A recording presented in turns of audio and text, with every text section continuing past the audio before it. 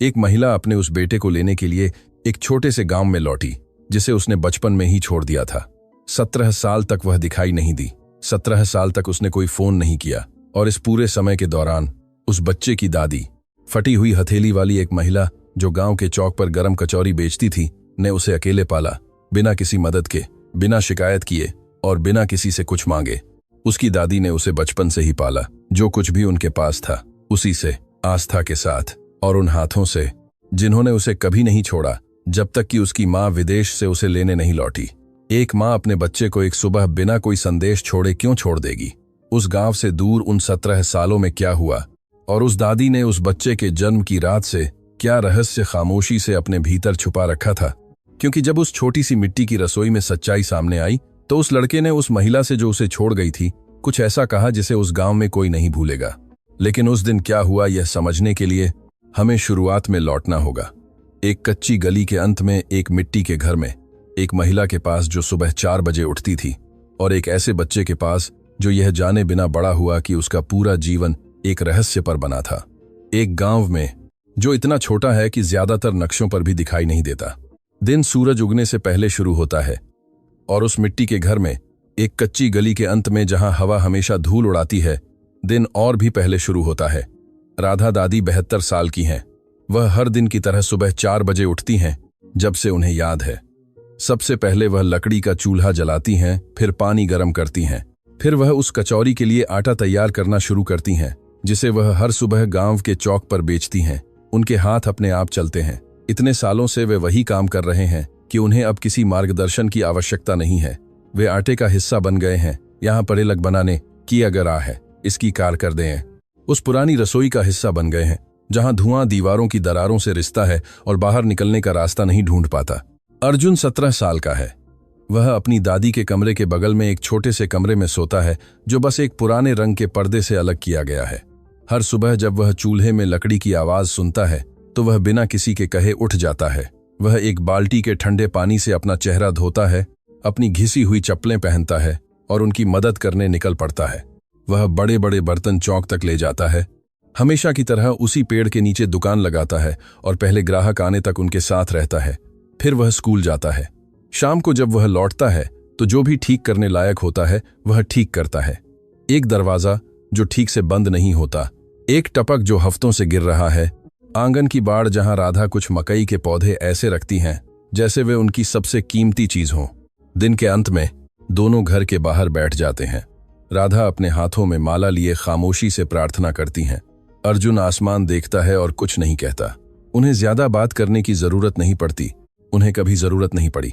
गांव में हर कोई उस घर की कहानी जानता है, या कम से कम वह किस्सा जो दबी आवाज में तब बताया जाता है जब राधा दादी आसपास नहीं होती, कि उनकी बहू एक विदेशी आदमी के साथ चली गई जब बच्चा अभी चलना भी नहीं सीखा था, कि महेश, राधा का इकलौता बेटा, इस सदमे को बर्दाश्त नहीं कर पाया और एक सुबह बिना यह बताए गांव से निकल गया कि वह कहां जा रहा था, कि राधा दादी एक ऐसे बच्चे के साथ अकेली रह गईं जो अभी 1 साल का भी नहीं हुआ था, कि उन्होंने कभी मदद नहीं मांगी, कभी शिकायत नहीं की, कि उन्होंने उस बच्चे को चौक पर कचौरी बेचकर, सप्ताहांत में दूसरों के कपड़े धोकर, कुछ पैसों के लिए कपड़े सिलकर और जो कुछ भी जरूरी था वह करके पाला ताकि अर्जुन को कभी खाने की कमी न हो। गांव में किसी को भी याद नहीं है कि उन्होंने उसे कभी एक बार भी रोते हुए देखा हो। लेकिन एक बात है जो हर कोई देखता है और कोई जोर से नहीं कहता। अर्जुन की नीली आंखें हैं, राधा की तरह नहीं, जिनकी आंखें गांव की गीली मिट्टी की तरह गहरी हैं। महेश की तरह नहीं, जिनकी आंखें दीवार पर टंगी पुरानी तस्वीरों में भी उतनी ही गहरी दिखती हैं। अर्जुन की आंखें उस परिवार में किसी की भी नहीं थीं। कुछ पड़ोसी ने जब उसे गली से गुजरते हुए देखती हैं तो आपस में फुसफुसाती हैं, एक तेज फुसफुसाहट जो उसके मुड़ते ही शांत हो जाती है। लेकिन किसी ने उसे कुछ नहीं कहा है। और राधा, हर बार जब कोई उनसे पूछता है कि लड़के को ये आंखें कहां से मिलीं, तो वह विषय बदल देती है जैसे उसने सुना ही न हो। राधा दादी के कमरे में एक दराज के भीतर, जिसे वह एक पुराने फीते से बंद रखती हैं, 2 चीजें हैं जिन्हें अर्जुन ने कभी नहीं छुआ है। पहली एक तस्वीर है जिसे बीच से मोड़ा गया है।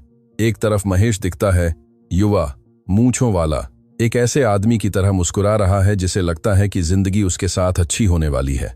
दूसरी तरफ एक नवजात शिशु को पकड़े हुए एक युवा महिला है जिसके लंबे गहरे बाल हैं, जो कैमरे की ओर एक अजीब मुस्कान के साथ देख रही है, जो खुशी से ज्यादा राहत की है। तस्वीर के बीच में एक गहरा निशान है, जैसे किसी ने उन दोनों लोगों को हमेशा के लिए अलग करना चाहा हो। दूसरी चीज एक जूते के डिब्बे के अंदर रस्सी से बंधी हुई चिट्ठियों का एक ढेर है। वे महेश की हैं। वे उसके गांव छोड़ने के कुछ समय बाद आनी शुरू हुईं। हर महीने एक, कभी कभी दो, फिर धीरे धीरे कम होती गईं और एक दिन वे बस आनी बंद हो गईं। राधा ने कभी कोई चिट्ठी नहीं फेंकी। वह उन्हें उस डिब्बे में इस तरह रखती हैं जैसे हर लिफाफे के अंदर उनका बेटा अभी भी सांस ले रहा हो, अभी भी कुछ ऐसा कह रहा हो जो उन्हें सुनने की जरूरत है। अर्जुन जानता है कि उसकी मां चली गई। वह जानता है कि उसके पिता गायब हो गए। वह कहानी के किनारों को जानता है, वे हिस्से जो बाहर से दिखाई देते हैं, अनुपस्थिति, खामोशी, मेज पर खाली कुर्सी जहां केवल दो लोग बैठ सकते थे। लेकिन उसने कभी विवरण नहीं पूछा है। उसने कभी वह दरवाजा खोलना नहीं चाहा और राधा ने कभी उसे खोलने के लिए कहा नहीं। उस घर में अतीत चिट्ठियों की तरह ही रखा जाता है, खामोशी से बंधा हुआ, एक दराज के सबसे नीचे जिसे कोई नहीं खोलता। लेकिन कुछ चीजें ऐसी होती हैं जिन्हें किसी के खोलने की जरूरत नहीं होती। कभी कभी वे अपने आप खुल जाती हैं। सब कुछ वैसा ही चलता रहता।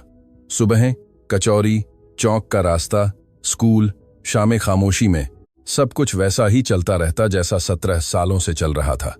लेकिन लगभग एक ही समय में दो चीजें हुईं और उनमें से किसी ने भी अनुमति नहीं मांगी। पहली राधा का शरीर था। एक सुबह कचौरी के बर्तन चौक की ओर ले जाते हुए राधा दादी सड़क के बीच में रुक गईं। उन्होंने कुछ नहीं कहा, बस उन्होंने एक अनजान घर की दीवार पर हाथ रखा, आंखें बंद कीं और इंतजार किया। दुनिया उनके चारों ओर घूम रही थी, जैसे किसी ने उनके पैरों तले की जमीन हिला दी हो। वह कुछ सेकंड तक वैसे ही खड़ी रहीं, बर्तन कमर पर टिकाए, आंखें बंद किए, धीरे धीरे सांस लेती रहीं जब तक सब कुछ घूमना बंद नहीं हो गया। यह पहली बार नहीं था। उन्हें हफ्तों से ऐसा महसूस हो रहा था, लेकिन उन्होंने कभी बताया नहीं था। यह कोई बीमारी नहीं थी, यह कुछ बुरा था, क्योंकि इसका कोई नाम नहीं था। यह 17 सालों तक सब कुछ अकेले ढोने का जमा हुआ बोझ था। कचौरी, बर्तन, दूसरों के कपड़े, घर, बच्चा, खामोशी, यह सब भारी पड़ता है और शरीर देर सबेर हिसाब चुकता करता है। लक्ष्मी चाची ने उन्हें कोने से देखा। लक्ष्मी चाची गांव में अकेली ऐसी इंसान थीं जो पूरी कहानी जानती थीं। वह संस्करण नहीं जो दबी आवाज में बताया जाता है, बल्कि असली, जिसमें नाम, तारीखें और वे सच शामिल थे जो राधा ने कभी किसी और को नहीं बताए थे। वह तेजी से पास आईं और उनका हाथ पकड़ लिया। बस करो राधा, अब बहुत हो गया, तुम्हें आराम करना चाहिए। राधा ने आंखें खोलीं और धीरे से अपना हाथ छुड़ा लिया, जैसे कोई नाराज नहीं करना चाहता, लेकिन यह भी नहीं चाहता कि उसे वह बताया जाए जो वह पहले से जानती है। मैं नहीं कर सकती लक्ष्मी। अर्जुन को स्कूल के लिए अपनी किताबें चाहिए।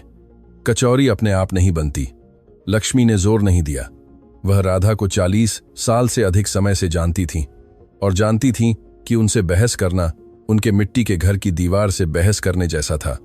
वह हिलती नहीं, जवाब नहीं देती और अंत में ठीक वहीं रहती है जहां वह थी। दूसरी बात जो हुई वह एक कागज की वजह से थी। अर्जुन को स्कूल के एक काम के लिए अपना जन्म प्रमाण पत्र चाहिए था। राधा वहां नहीं थी। वह पहले ही बर्तन लेकर चौक जा चुकी थी। इसलिए अर्जुन अपनी दादी के कमरे में गया और उन दस्तावेजों में खोजने लगा जो उन्होंने दराज में रखे थे। उसने कुछ पुराने कपड़े, रसीदों वाला एक लिफाफा, सिक्कों से भरा एक थैला हटाया। उसे जन्म प्रमाण पत्र नहीं मिला, लेकिन उसे कुछ और मिला। तस्वीर हमेशा की तरह बीच से मुड़ी हुई थी, लेकिन इस बार अर्जुन ने उसे पूरा खोल दिया। बाईं ओर उसके पिता महेश थे, युवा, मुस्कुराते हुए, गहरी मूछें, गहरी आंखें। दाहिनी ओर एक सफेद कंबल में लिपटे एक बच्चे को पकड़े हुए एक महिला थी जिसे अर्जुन ने कभी नहीं देखा था। उसके लंबे और गहरे बाल थे, होंठ कसकर बंद थे, जो मुस्कुराने की कोशिश कर रहे थे, और आंखें कैमरे की ओर ऐसे देख रही थीं जैसे वे कहीं और होना चाहती हों। अर्जुन स्थिर खड़ा रहा। यह उसके जीवन में पहली बार था कि उसने अपनी मां का चेहरा देखा था। उसे गुस्सा नहीं आया, उसे दुख नहीं हुआ, उसे कुछ और अजीब महसूस हुआ, जैसे उसके दिमाग में हमेशा से गायब एक टुकड़ा अचानक मिल गया हो, लेकिन वह पूरी तरह फिट नहीं बैठ रहा था। वह उसे रखने ही वाला था जब किसी और चीज ने उसका ध्यान खींचा।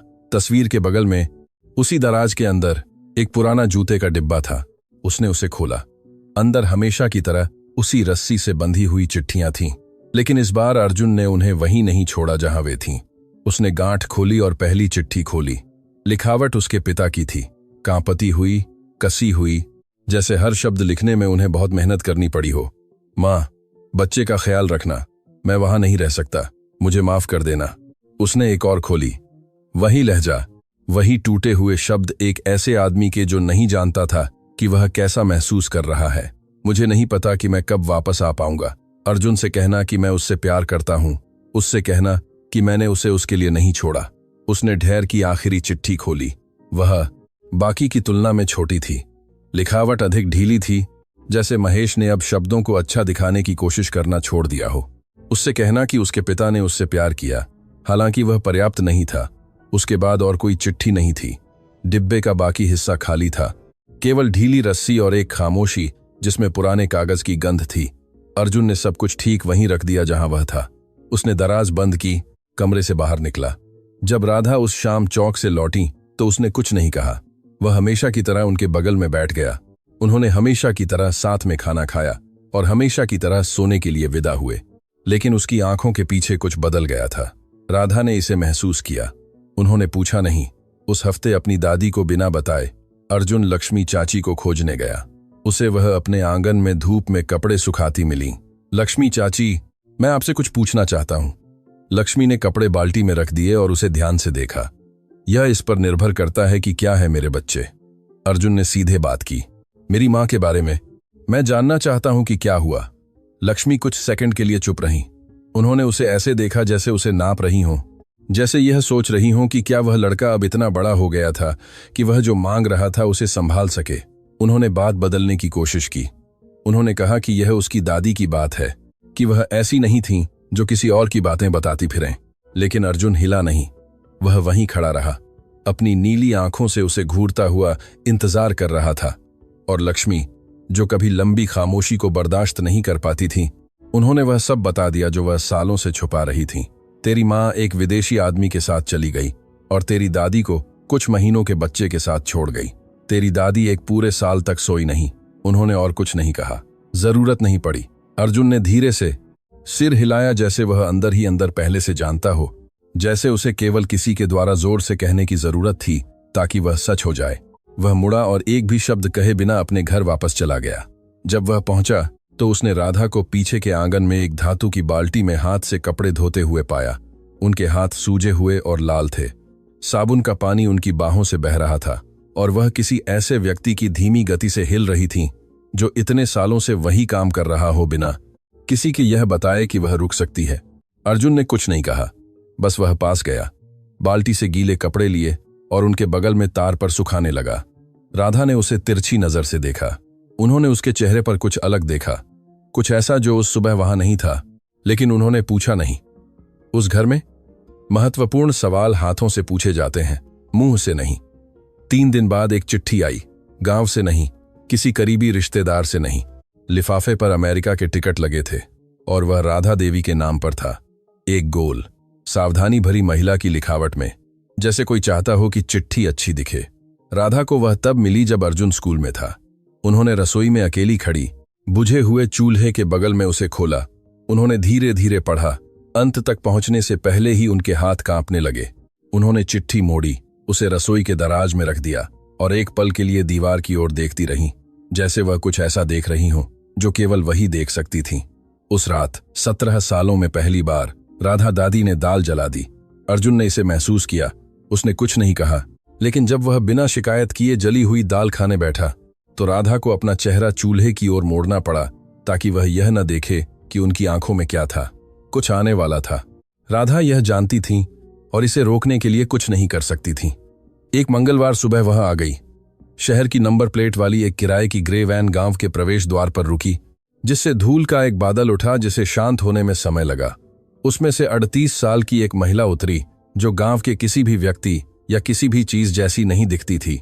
नए जीन्स, ब्रांडेड ब्लाउज और गहरे रंग के धूप के चश्मे, जिसे उसने धीरे से उतारा जब वह कच्ची सड़क को देख रही थी, जैसे कोई ऐसी जगह को देख रहा हो जिसे वह अब पहचानता नहीं या पहचानना नहीं चाहता। वह प्रिया थी। वह गली के अंत में मिट्टी के घर तक चली। दरवाजा हमेशा की तरह खुला और वहां हमेशा की तरह उसी झाड़ू से आंगन साफ करती हुई राधा दादी थी। दोनों ने एक दूसरे को देखा। प्रिया ने बोलने के लिए अपना मुंह खोला। राधा के चेहरे पर एक भी मांसपेशी नहीं हिली। उनकी आंखों में कोई आश्चर्य नहीं था, न कोई गुस्सा, न कोई राहत।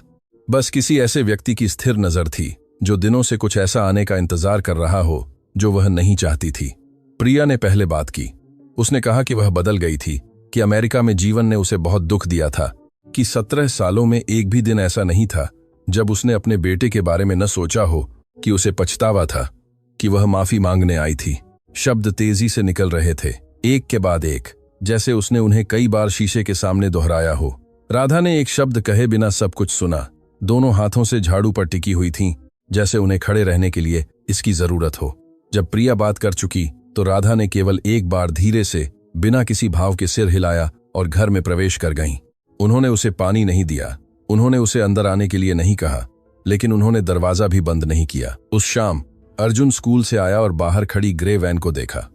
वह घर में दाखिल हुआ और उसे एक अनजान महिला हॉल में बैठी मिली। यदि 2 प्लास्टिक की कुर्सियों और एक पुरानी लकड़ी की मेज वाले कमरे को हॉल कहा जा सके तो महिला उसे देखते ही खड़ी हो गई, और फिर कुछ ऐसा हुआ जिसकी अर्जुन को उम्मीद नहीं थी। महिला ने अपना हाथ मुंह पर रखा, उसके होंठ कांप उठे। वह उसे ऐसे देख रही थी जैसे कोई भूत देख रही हो, लेकिन डर का भूत नहीं, बल्कि कुछ ऐसा जो उसने बहुत पहले खो दिया था। उसकी आंखें अर्जुन की ओर उतरीं, नीली आंखें, वे आंखें जो महेश की नहीं थीं, वे आंखें जो राधा की नहीं थीं। प्रिया ने उन्हें तुरंत पहचान लिया, और एक सेकंड के लिए उसके चेहरे पर कुछ ऐसा आया जो वास्तविक लग रहा था, कुछ ऐसा जो अभिनय या अभ्यास नहीं था। वह बाहें फैलाए उसकी ओर एक कदम बढ़ी। अर्जुन एक कदम पीछे हटा, गुस्से से नहीं बल्कि सहजता से, जैसे जब कोई अनजान व्यक्ति बहुत तेजी से पास आता है।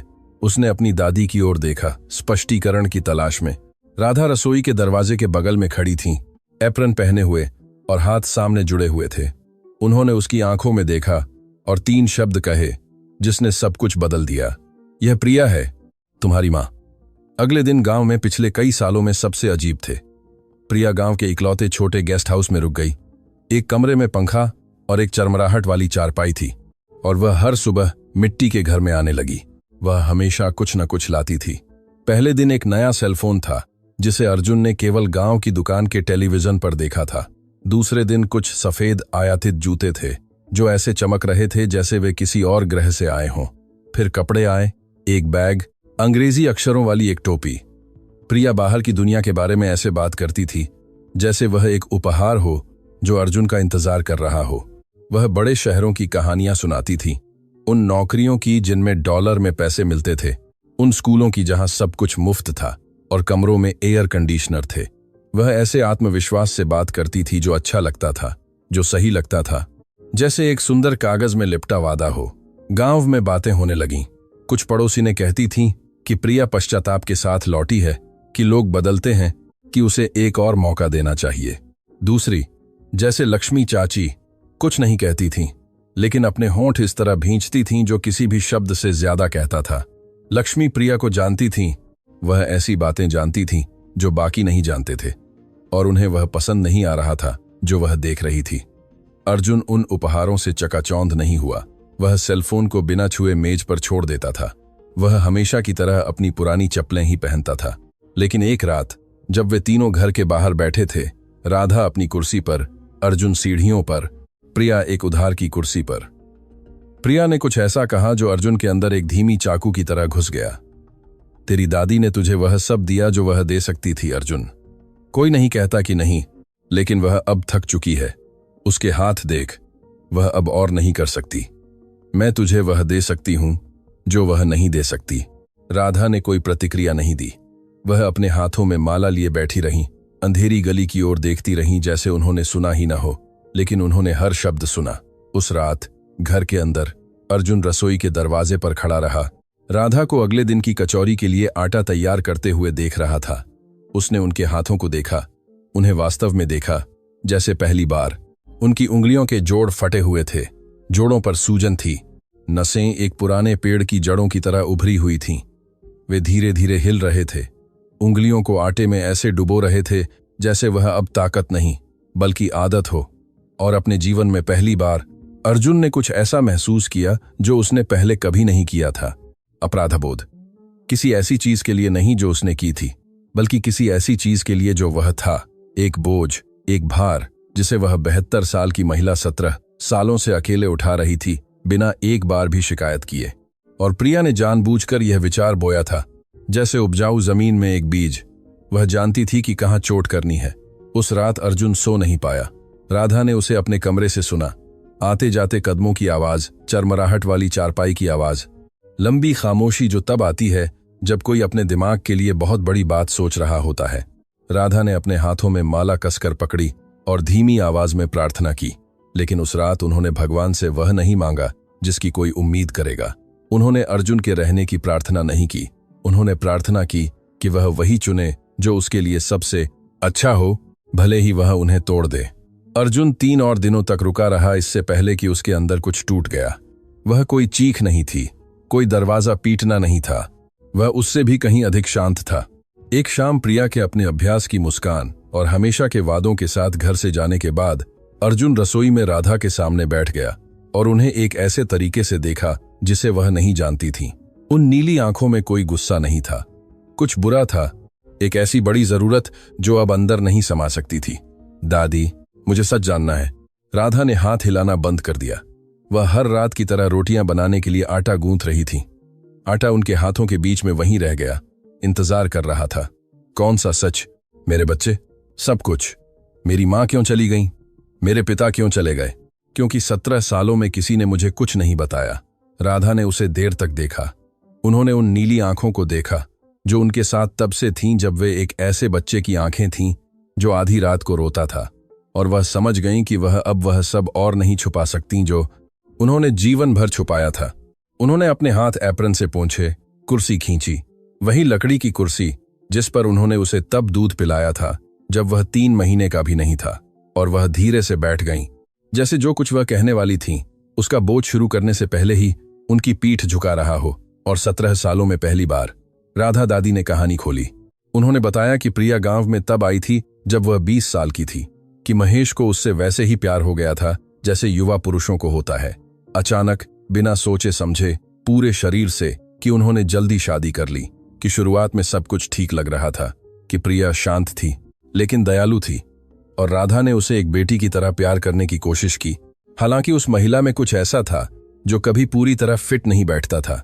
उन्होंने बताया कि गांव के पास एक अमेरिकी कंपनी थी, एक तकनीकी कृषि का काम, उन कंपनियों में से जो बड़ी मशीनों और अंग्रेजी बोलने वाले लोगों के साथ आती हैं, कि वहां केविन नाम का एक आदमी काम करता था। कि प्रिया कंपनी वाले पड़ोसी गांव में अक्सर जाने लगी, ऐसे बहाने बनाकर जो शुरुआत में सामान्य लगते थे, एरंड्स, खरीदारी, एक दोस्त से मिलने जाना। कि राधा को तब शक होने लगा जब उसके बाहर रहने का समय बढ़ गया और बहाने छोटे होते गए।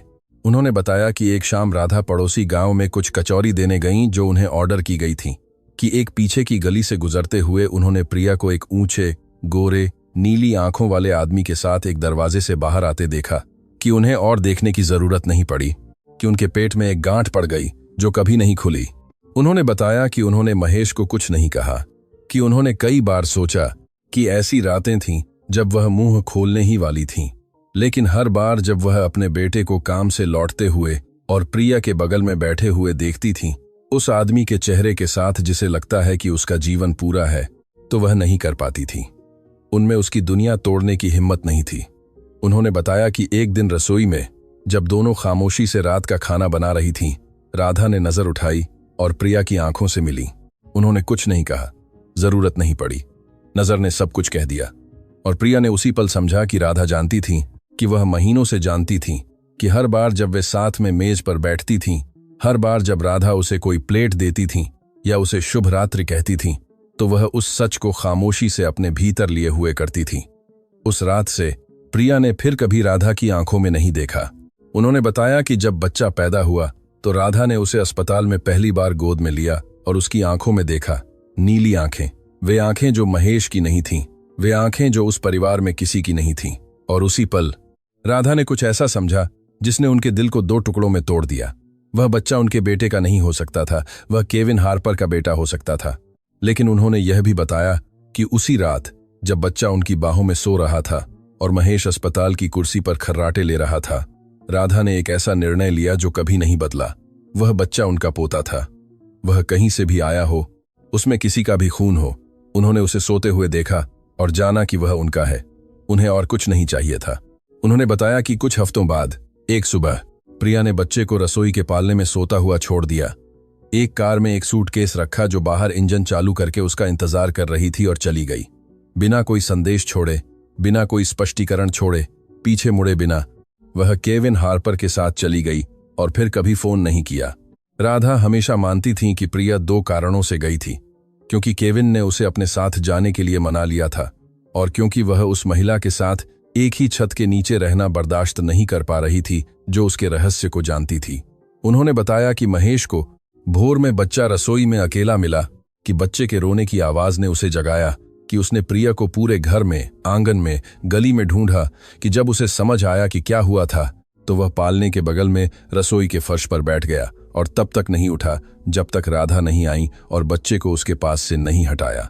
उन्होंने बताया कि महेश 6 महीने तक उस घर में रहा, लेकिन वह महेश नहीं था। वह एक खाली आदमी था जो आंगन में पहाड़ को देखता रहता था, बिना बोले, बिना ठीक से खाए, बिना सोए, कि राधा ने सब कुछ आजमाया। वह खाना पकाती थीं जो उसे पसंद था, बच्चे को उसकी बाहों में रखती थीं, रात में उससे बात करती थीं जब दोनों जाग रहे होते थे, लेकिन कुछ भी पर्याप्त नहीं था। उन्होंने बताया कि एक दिन महेश सुबह जल्दी उठा, नहाया, साफ कपड़े पहने, घर के दरवाजे पर राधा को गले लगाया, पालने में सोते हुए अर्जुन को देखा और उनसे कुछ ऐसा कहा जिसे राधा कभी नहीं भूली। मैं यहां और नहीं रह सकता, मां। हर बार जब मैं उसे देखता हूं मुझे उसकी याद आती है और यह उसकी गलती नहीं है, लेकिन मैं नहीं कर सकता। वह उस सुबह गांव से चला गया। उसने 2 साल तक चिट्ठियां भेजी, वही चिट्ठियां जो अर्जुन को कुछ दिन पहले दराज में मिली थीं। कांपती लिखावट में लिखी छोटी चिट्ठियां, माफी और एक ऐसी उदासी से भरी हुई थीं जिसे वह बताना नहीं जानता था, जब तक कि एक दिन वे आनी बंद नहीं हो गईं और खामोशी ने बाकी सब निगल लिया। राधा को कभी पता नहीं चला कि महेश जीवित था या मर चुका था। उन्हें कभी कोई और चिट्ठी नहीं मिली, कभी कोई फोन नहीं आया, केवल खामोशी, लंबी और गांव की मिट्टी की तरह भारी। और तब से राधा ने नम आंखों से अर्जुन की ओर देखते हुए कहा, मैंने तुम्हें अकेले पाला, कचौरी से, आस्था से, इन हाथों से जो अब ज्यादा काम के नहीं हैं, लेकिन जिन्होंने तुम्हें कभी नहीं छोड़ा। अर्जुन ने बात नहीं की। वह कुर्सी पर मेज पर टकटकी लगाए बैठा रहा, हर शब्द को ऐसे संसाधित कर रहा था जैसे हर एक पत्थर किसी गहरे कुएं में गिर रहा हो। एक बात उसके दिमाग में घूम रही थी और रुक नहीं रही थी। आंखें, उसकी नीली आंखें, वे आंखें जो महेश की नहीं थीं, वे आंखें जो राधा की नहीं थीं। अब वह जानता था कि वे कहां से आई थीं। उसे पूछने की जरूरत नहीं पड़ी और राधा ने उसके चेहरे पर देखा कि वह समझ गया था। अगले कुछ दिनों में प्रिया का दबाव बढ़ गया। वह घर पर एक पीले फोल्डर के अंदर कुछ कागजात और सीमा तक के बस टिकट के साथ आई। उसने कहा कि केविन अर्जुन से मिलना चाहता था, कि वह उसे पढ़ाई, घर, एक सच्चा भविष्य दे सकता था, कि अमेरिका में जीवन कुछ और था, कि वहां उसे कचौरी के बर्तन ढोने के लिए सुबह जल्दी नहीं उठना पड़ेगा। अर्जुन सुन रहा था, लेकिन कुछ उसे ठीक नहीं लग रहा था। जब प्रिया केविन के बारे में बात करती थी तो वह सिर झुकाए हुए करती थी, प्यार से नहीं, गर्व से नहीं, बल्कि कुछ ऐसा था जो आज्ञाकारिता से अधिक मिलता जुलता था। और यह जल्दबाजी समझ में नहीं आ रही थी। वह 17 सालों से दिखाई नहीं दी थी और अब उसे अर्जुन को कुछ ही दिनों में ले जाने की जरूरत थी। क्यों? जवाब एक रात मिला। अर्जुन अपना मन साफ करने के लिए गांव में टहलने निकला था। वह छोटे गेस्ट हाउस के पास से गुजरा और एक आवाज सुनी जो पीछे से आ रही थी, उस आंगन से जहां गेस्ट हाउस की मालकिन चादरें सुखा रही थी। वह प्रिया थी। वह फोन पर बात कर रही थी। उसकी आवाज अलग थी, धीमी, तेज, अंग्रेजी शब्दों के साथ हिंदी मिली हुई थी। मैं लगभग उसे मना चुकी हूं, केविन, मुझे कुछ और दिन दो, मैं उसे ले आती हूं। अर्जुन रुक गया, दीवार से सट गया, अपनी सांस रोकी और फिर एक और आवाज सुनी, फोन से, तेज आवाज में, एक आदमी की आवाज, ठंडी, अधीर, एक विदेशी लहजे में। मुझे अपने बेटे से मिलने का हक है, प्रिया। तुमने उसे 17 साल तक मुझसे छुपाया। दुनिया रुक गई। अर्जुन एक झटके में सब कुछ समझ गया, सब कुछ एक ही समय में, जैसे एक पूरी दीवार गिर जाती है। केविन नहीं जानता था, प्रिया ने उसे 17 साल तक झूठ बोला था। उसने कहा था कि अर्जुन महेश का बेटा है, कि बच्चा दादी के साथ रह गया था, कि यह उसका मामला नहीं था।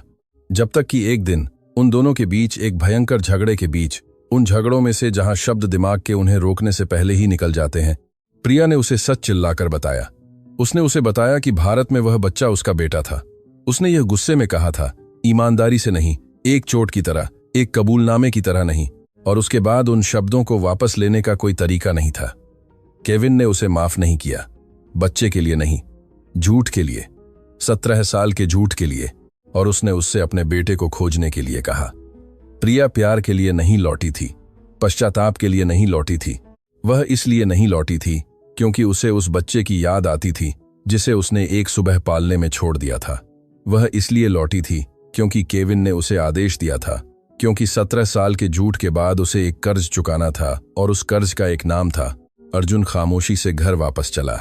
गांव की गलियां खाली थीं, आसमान अंधेरा था, केवल झींगुरों की आवाज और उसके पैरों की आवाज मिट्टी पर सुनाई दे रही थी।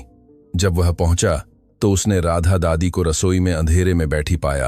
आंखें खुली हुई थीं, उसका इंतजार कर रही थीं जैसे वह हर रात करती थीं जब वह आधी रात को रोने वाला बच्चा था और वह बिना किसी के कहे उसे गोद में ले लेती थीं। उन्होंने एक दूसरे से कुछ नहीं कहा, जरूरत नहीं थी। राधा ने अर्जुन की आंखों में देखा कि कुछ टूट गया था, और अर्जुन ने राधा की आंखों में देखा कि वह पहले से जानती थीं जो उसने अभी अभी खोजा था। सवाल अब यह नहीं था कि प्रिया सच कह रही थी या नहीं, सवाल यह था कि अर्जुन अब जो जानता था उसके साथ क्या करेगा। अगली सुबह प्रिया जल्दी आ गई। वह सब कुछ तैयार करके लाई थी, कागजात वाला एक फोल्डर, पैसे वाला एक लिफाफा, अभी भी टैग लगा एक नया बैग, उसी दोपहर के लिए बस टिकट।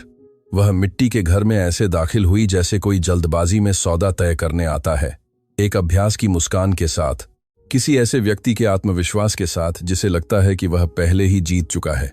सब कुछ तैयार है अर्जुन, बस 4 बजे निकलती है। केविन दूसरी तरफ इंतजार कर रहा है।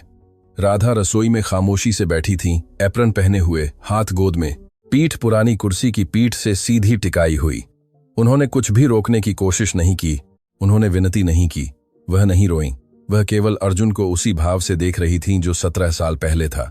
उस रात जब उन्होंने उस खाली पालने से बच्चे को उठाया और उसे अपने सीने से लगा लिया, यह जाने बिना कि कोई उसके लिए वापस आएगा या नहीं। एक ऐसी महिला का भाव जिसने खुद को आने वाले के हवाले कर दिया हो। अर्जुन ने प्रिया को देखा। उसके चेहरे पर कोई गुस्सा नहीं था, कोई जल्दबाजी नहीं थी, कुछ ऐसा था जिसे प्रिया पढ़ नहीं पाई। बैठो, उसने कहा, मैं तुमसे कुछ पूछना चाहता हूं। प्रिया बैठ गई, पीले फोल्डर के बगल में मेज पर हाथ जोड़ लिए। वह मुस्कुराई। जरूर, मेरे बच्चे, जो तुम चाहो। अर्जुन ने सीधे उसकी आंखों में देखा। केविन को कितने सालों से पता था कि मैं मौजूद हूं। मुस्कान गायब हो गई। अचानक नहीं, वह ऐसे मिट गई जैसे हवा से बुझती हुई मोमबत्ती। प्रिया के होंठ खुले रह गए, बिना कोई आवाज निकले। राधा ने आंखें बंद कर लीं। खामोशी ने पूरी रसोई को भर दिया, एक इतनी भारी खामोशी जिसे त्वचा पर महसूस किया जा सकता है। प्रिया ने तुरंत जवाब नहीं दिया। 3 सेकंड बीते, 5, 10। उस मिट्टी की रसोई के अंदर एक अनंत काल। यह जटिल है अर्जुन। कुछ बातें तुम तब समझोगे जब तुम बड़े हो जाओगे। अर्जुन ने अपनी आवाज नहीं उठाई। जरूरत नहीं थी। मैंने कॉल सुना। प्रिया स्थिर खड़ी रह गई। मैं जानता हूं कि केविन ने तुम्हें मुझे खोजने के लिए भेजा है। मैं जानता हूं कि तुमने उसे 17 साल तक झूठ बोला। तुमने उससे कहा था कि मैं महेश का बेटा हूं, और हाल ही में एक झगड़े में तुमने उसे सच चिल्लाकर बताया और वह नाराज हो गया, और उसने तुम्हें मुझे लाने के लिए भेजा। हर शब्द धीरे से, मजबूती से, बिना नफरत के निकला, जैसे पत्थर एक एक करके गहरे कुएं में गिरते हैं। तो मैं बस एक बात जानना चाहता हूं। अर्जुन रुका। उसने प्रिया की आंखों में देखा, फिर राधा की ओर देखा, जो अभी भी आंखें बंद किए हुए थीं। माला को इतनी कसकर पकड़े हुए थीं कि उनके पोर सफेद पड़ गए थे। तुम मेरे लिए आई हो या इसलिए आई हो क्योंकि उसने तुम्हें भेजा था? प्रिया ने रोने की कोशिश की। उसकी आंखें पानी से भर गईं और मुंह ऐसे कांपा जैसे कोई सही शब्द ढूंढ रहा हो और उसे मिल नहीं रहे हों। उसने पश्चाताप की बात की। उसने उन रातों की बात की जब वह उसे सोचकर रोती थी। उसने बताया कि दूर रहकर जीवन कितना मुश्किल रहा था। उसने मां के प्यार की बात की, लेकिन शब्द खोखले लग रहे थे। वे उन उपहारों की तरह लग रहे थे जो वह लाई थी, बाहर से चमकीले, अंदर से खाली। और वे वहां उस मिट्टी की रसोई में और भी बुरे लग रहे थे, जहां राधा दादी ने उस लड़के को कभी भूखा न सोने देने के लिए फटे हाथों से हजारों रोटियां बनाई थीं। अर्जुन धीरे से उठा, प्रिया की ओर नहीं देखा। वह राधा के पास चला गया, जो अपनी कुर्सी पर आंखें बंद किए और हाथों में माला लिए बैठी थीं, और उनके बगल में घुटने टेक दिए। उसने उनके हाथ पकड़े, फटे हुए, सूजे हुए हाथ, नसों के निशान ऐसे जैसे एक पुराने नक्शे पर रास्ते हों। वही हाथ जिन्होंने सुबह होने से पहले आटा गूंथा था, वही हाथ जिन्होंने शनिवार को दूसरों के कपड़े धोए थे, वही हाथ जिन्होंने उसे तब गोद में लिया था जब वह आधी रात को रोता था और दुनिया में कोई और उसके लिए उठने वाला नहीं था। इन हाथों ने मुझे पाला, अर्जुन ने कहा, और इन्होंने मुझे कभी नहीं छोड़ा। राधा ने आंखें खोली, उसे देखा। मुझे अपनी परिवार कौन है यह जानने के लिए कोई सीमा पार करने की जरूरत नहीं है। प्रिया रसोई के बीच में अकेली खड़ी रह गई, एक हाथ में पीला फोल्डर और दूसरे में बस टिकट। कोई चिल्लाया नहीं, किसी ने दरवाजा नहीं पटका, किसी ने और कुछ नहीं कहा, बस खामोशी थी। लेकिन इस बार यह कोई भारी खामोशी नहीं थी, यह एक ऐसी खामोशी थी जो सब कुछ कह रही थी। प्रिया ने कुछ ऐसा समझा जो शायद वह हमेशा से जानती थी, लेकिन कभी स्वीकार नहीं करना चाहती थी, कि उसने कुछ ऐसा खो दिया था जो कभी उसका नहीं था, कि जो छोड़ दिया गया था उसे दावा नहीं किया जा सकता, कि प्यार सेलफोन से, न बस टिकट से, न बेहतर जीवन के वादों से खरीदा जा सकता है। वह मिट्टी के घर से पीछे मुड़े बिना निकली, ग्रे वैन में चढ़ी, इंजन चालू किया और अपने जीवन में दूसरी बार उस गांव को छोड़ गई। लेकिन इस बार यह अलग था, क्योंकि इस बार कोई सोया नहीं था। दिन बीत गए और गांव में जीवन फिर से वैसा ही हो गया जैसा वह हमेशा से था, धीमा, शांत, उन दिनचर्याओं से बना जिन्हें स्पष्टीकरण की जरूरत नहीं थी। राधा फिर सुबह 4 बजे उठने लगी। अर्जुन फिर चूल्हे में लकड़ी की आवाज सुनने लगा और बिना किसी के कहे अपनी चप्पलें पहनने लगा। बर्तन उसी कच्ची गली पर वापस आ गए। चौक में फिर आटे की खुशबू आने लगी और गांव अपनी हमेशा की खामोशी में लौट आया, जैसे कुछ हुआ ही ना हो। लेकिन कुछ बदल गया था। अर्जुन ने छत ठीक कर दी। राधा के कमरे में हफ्तों से गिर रही टपक, जिसे वह सब कुछ शुरू होने से पहले से टाल रहा था, उसने एक सुबह उसे सीमेंट और कुछ चादरों से बंद कर दिया जो उसे पड़ोसी गांव से मिली थीं। राधा ने उसे रसोई के दरवाजे से छत पर चढ़ा देखा। हाथ में एक गिलास पानी था और चेहरे पर कुछ ऐसा था जो ठीक से मुस्कान तो नहीं थी, लेकिन उससे बहुत मिलता जुलता था। फिर कुछ और हुआ। अर्जुन ने राधा से सुबह घर में रहने का आग्रह करना शुरू कर दिया, जबकि वह कचौरी चौक ले जाता था। पहले दिन राधा ने मना कर दिया कि वह अकेले कर सकती हैं, कि उन्होंने हमेशा अकेले किया है। दूसरे दिन अर्जुन ने पूछा नहीं, बस वह जल्दी उठा, उनके कमरे से निकलने से पहले बर्तन उठाए और चला गया। राधा रसोई में एप्रन पहने और खाली हाथों खड़ी रह गईं, यह जाने बिना कि एक ऐसी सुबह का क्या करें जो उनसे कुछ नहीं मांग रही थी। वह इसलिए नहीं रुकीं क्योंकि वह आराम करना चाहती थीं, वह इसलिए रुकीं क्योंकि उन्होंने समझा कि अर्जुन को यह करने की जरूरत थी, उसे उनकी देखभाल करने की जरूरत थी जैसे उन्होंने उसकी देखभाल की थी। एक शाम पीछे के आंगन में बैठे हुए सूरज पहाड़ के पीछे ढल रहा था और आसमान नारंगी हो रहा था। अर्जुन ने वह सवाल पूछा जो उसने टकराव के दिन से छुपा रखा था। उसने धीरे से पूछा, फर्श की ओर देखते हुए जैसे शब्द उसे भारी लग रहे हों, दादी, क्या मैं महेश का बेटा हूं या उस आदमी का बेटा हूं? राधा ने तुरंत जवाब नहीं दिया। उन्होंने उसे देर तक देखा। वह 17 साल का लड़का जो एक पालने में रोने वाला बच्चा था, जो खाना बनाते समय उनकी एप्रन खींचने वाला बच्चा था, जो अब लगभग एक आदमी था जो छत ठीक करता था और बर्तन उठाता था और सूरज उगने से पहले उठता था ताकि वह आराम कर सके। मैं नहीं जानती, मेरे बच्चे, राधा ने कहा, और मैं कभी जानना भी नहीं चाहती थी। जिस रात तुम्हें मेरी बाहों में रखा गया, मैंने तुम्हें देखा और जाना कि तुम मेरे थे। मुझे और कुछ नहीं चाहिए था। अर्जुन ने जवाब नहीं दिया, बस उसने अपनी दादी के कंधे पर सिर रख दिया, जैसा वह तब करता था जब वह छोटा था और दुनिया उसे बहुत बड़ी लगती थी। राधा ने उसके बालों पर हाथ फेरा और वे वैसे ही बैठे रहे, खामोशी में, जब तक आसमान पूरी तरह अंधेरा नहीं हो गया। कुछ दिनों बाद अर्जुन को चिट्ठी मिली। वह रसोई के दराज में थी, पहले से खुली हुई थी। वह चिट्ठी जो हफ्तों पहले अमेरिका से आई थी, जिसने राधा को 17 सालों में पहली बार दाल जलाने पर मजबूर किया था। अर्जुन ने उसे पढ़ा और तब कुछ ऐसा समझा जो उसने पहले नहीं समझा था। प्रिया के आने से पहले ही राधा जानती थी, ग्रे वैन, उपहारों, वादों, कॉल से पहले ही राधा जानती थी कि वह महिला अपने पोते को ले जाने के लिए आएगी, और उन्होंने इसे रोकने के लिए कुछ नहीं किया। उन्होंने उससे सच नहीं छुपाया, उन्होंने प्रिया के बारे में बुरा नहीं कहा, उन्होंने उससे रुकने की विनती नहीं की, उन्होंने हेरफेर नहीं किया, वह उसके सामने नहीं रोईं, उन्होंने अपनी थकान को हथियार के रूप में इस्तेमाल नहीं किया, क्योंकि राधा कुछ ऐसा जानती थी जिसे प्रिया कभी नहीं समझ पाई, कि वह प्यार जो दिन ब दिन बनाया जाता है, फटे हाथों और भारी बर्तनों और नींदहीन सुबहों के साथ उसे खुद का बचाव करने की जरूरत नहीं होती। वह खुद ही अपना बचाव करता है। इस कहानी का अंत कुछ खास नहीं है। यह गांव में किसी भी अन्य सुबह की तरह ही एक सुबह है। सूरज जल्दी उगता है, हवा के साथ धूल उड़ती है और गांव के चौक पर हमेशा की तरह उसी पेड़ के नीचे गरम कचौरी की दुकान है। लेकिन दुकान के पीछे राधा दादी नहीं है। वह अर्जुन है अपनी दादी के एप्रन में, हमेशा के वही बर्तन के साथ गांव के लोगों को ऐसे धैर्य से सेवा दे रहा है जैसे कोई जानता हो कि महत्वपूर्ण काम जल्दबाजी में नहीं किए जाते। एक छोटी बच्ची हाथ में कुछ सिक्के लेकर पास आती है और उससे एक कचौरी खरीदती है। अर्जुन उसे देता है और फिर मुस्कुराते हुए एक और उपहार में देता है। लक्ष्मी चाची पास से गुजरती हैं, उसे दुकान के पीछे देखती हैं और रुक जाती हैं। वह उसे ऊपर से नीचे तक उन आंखों से देखती हैं जो सब कुछ जानती हैं और सब कुछ छुपाती हैं, और उससे कुछ ऐसा कहती हैं जिसे अर्जुन अपने पूरे जीवन में नहीं भूलेगा। अपनी दादी जैसा ही अर्जुन मुस्कुराता, कुछ नहीं कहता। उसे जरूरत नहीं है, क्योंकि वह वहां नक्शों पर न दिखने वाले एक गांव के चौक पर खड़ा उन हाथों से कचौरी बेच रहा है जो किसी दिन राधा के हाथों जैसे दिखेंगे। यह 17 सालों में किसी ने उसे दी सबसे अच्छी तारीफ है। कभी कभी परिवार खून से तय नहीं होता, यह उन हाथों से तय होता है जिन्होंने तुम्हें तब संभाला जब कोई और नहीं चाहता था। उन सुबहों से जो किसी ने जागकर बिताई ताकि तुम सो सको। खामोशी, बलिदान, प्यार के उन सालों से जिसने बदले में कभी कुछ नहीं मांगा। राधा दादी को कभी किसी कागज की जरूरत नहीं पड़ी जिसने कहा हो कि अर्जुन उनका था।